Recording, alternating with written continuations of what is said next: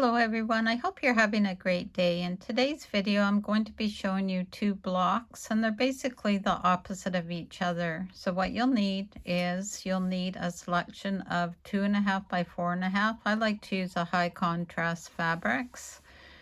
You need a selection of 4.5-inch squares, or in place of that, you can join together two 2.5 by 4.5 and those will equal your 4.5. And then you'll also need a selection of 2.5-inch squares. These you could also substitute with 2.5-inch strips and sew together dark and light and then subcut them down. So to begin with, this is what we're going to do. So for the first part of the block, taking 9 2.5-inch squares, we're going to sew together a 9 patch so that you have the darkers on the outer corner and then you have one in the center.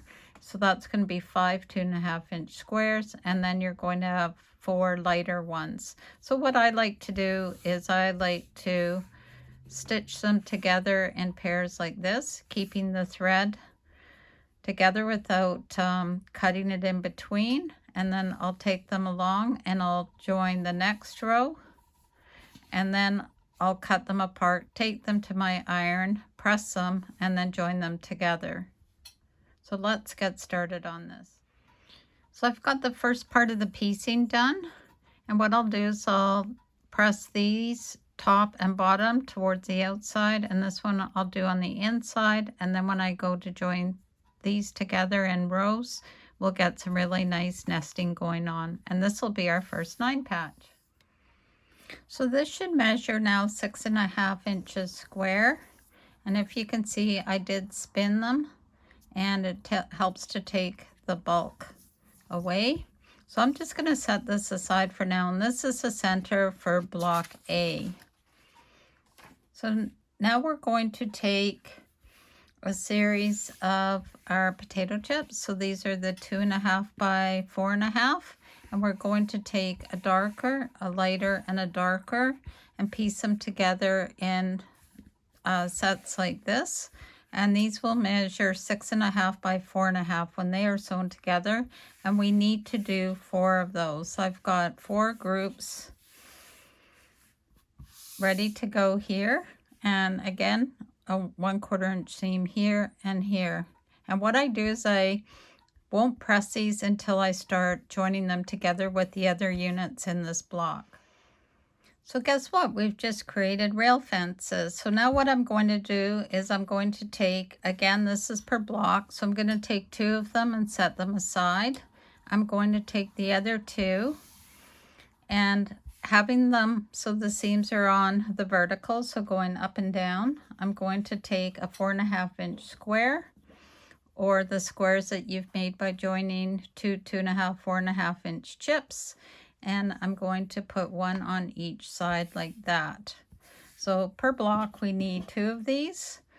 So again, taking the rail fence and adding the squares on either side. And this is a good opportunity to use up some of those odds and sods of fabric, also known as scrap fabric, to bring it all together in a beautiful block. Okay, these will serve as the top and the bottom part of the block. So for now, I'm just going to set them aside, and we'll do the center part. So bringing in our 9 patch again. And I've got it on the white paper just so that you can see the purple there. And we're going to take the 2 remaining rail fences and we're going to join them on 1 on each side like this.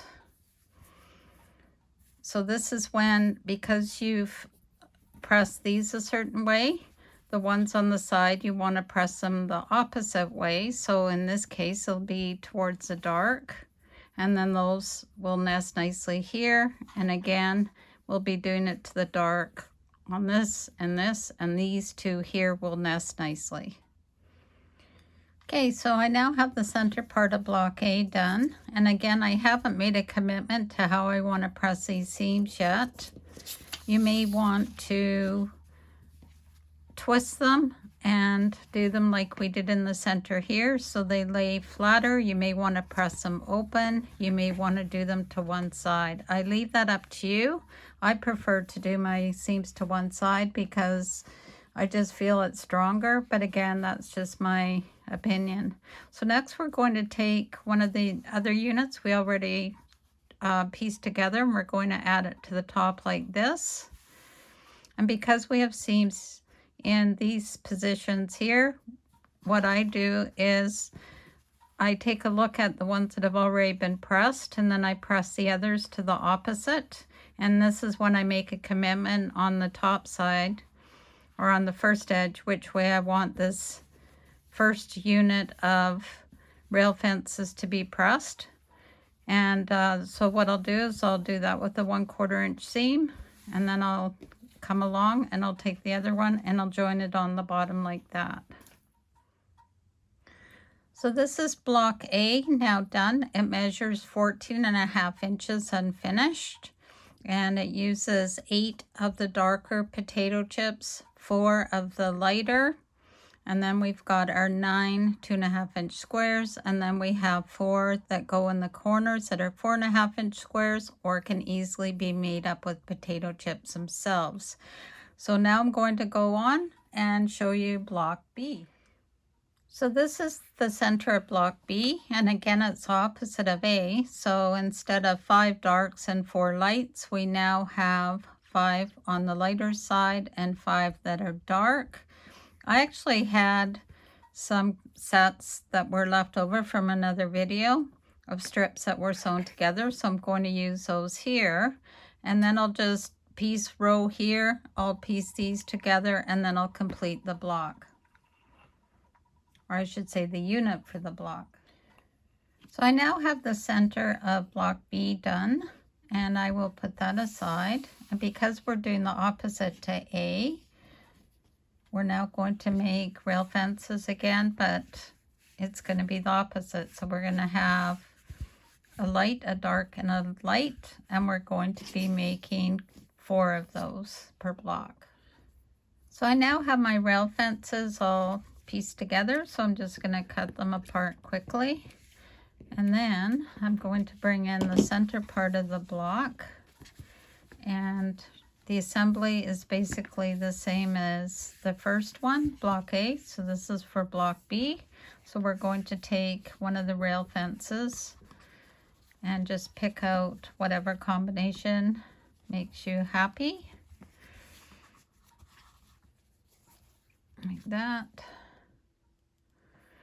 And then we're going to take the, see if I can go down further. There we go. And then we're going to take again the 4.5 inch squares, or the 2 potato chips that have been pieced together, and we will join them in each corner like that. And this will now be block B. And here is block B, and it also measures 14.5 inches unfinished. So next I'll take you over to the design wall, and I'll show you a few ideas I have for laying this out. So here are 5 block A's that I've lined up just to show you the repeating pattern if you decide to use all of one kind. My intent was to use a portion of block A and block B. So let me set that out and I'll show you what it looks like. And while I was here, I thought I'd show you what block B looks like. It is a lot more airy because you are seeing more of the background. I kind of like that one as well. That one, this block would actually, this is the outline of the block like this. This would actually look nice as a border setup. My original idea is to combine them together, so let me show you what that looks like. So here is my thought. So you have an A, B, A, then B, A, B, and then A, B, A, and then to adjust the size, you could add more rows or columns. This is currently measuring 42.5 inches unfinished. I also thought it'd be kind of fun to add some stitch and flips in each of the corners if you wanted to add some extra definition. That part's totally up to you. I'm not going to piece these together right now because what I thought I would do is do these each as ruler quilting in each of the larger squares. And by doing them in each block and then joining them together as a quilt as you go, I think it'll be easier to practice some of those quilting techniques. So until next time, let me know what you think. Do you like the colors? Would you make it all in one color? It would be actually really good in the opposite color way as well. So until next time, sew safely and sew with Debee. Have a great day and bye for now.